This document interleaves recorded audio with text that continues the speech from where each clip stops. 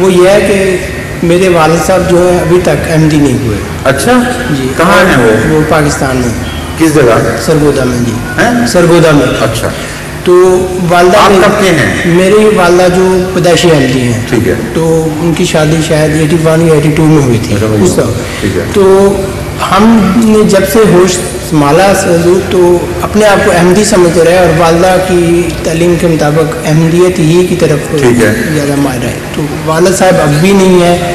تو بعض دوستوں کو ابھی یہ شک ہے کہ میں چونکہ 84 میں بھی یہی سوال کیا تھا کہ اس سچویشن میں کیا ہوگا, تو آپ نے فرمایا تھا کہ جو بچہ اپنے آپ کو پیدائشی بچپن سے اپنے آپ کو احمدی کہتا ہے وہ پیدائشی احمدی ہوا. ٹھیک ہے.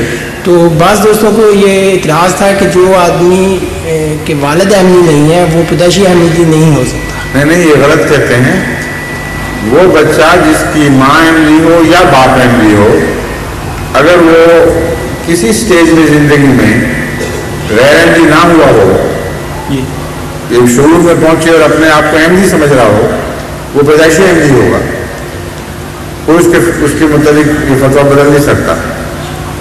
اگر وہ شعور کو پہنچا ہو تو غیر احمدی سمجھ رہا ہو اپنے آپ کو, یا باپ کی طرف یا جو بھی دونوں میں سے غیر احمدی اس کی طرف مائل ہو, تو اس صورت میں اس کو پیدائشی احمدی نہیں کہہ سکیں گے اگر وہ دوبارہ بیعت بھی کر لیتے.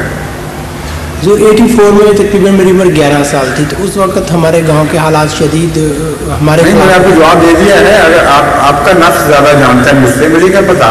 جی ٹھیک ہے. آپ کا نفس جانتا ہے اور ہمیں اس کا اعتبار کرنا پڑے گا.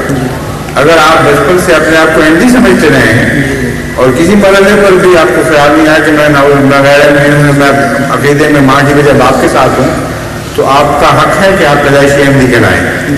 ٹھیک ہے. جی شکریہ.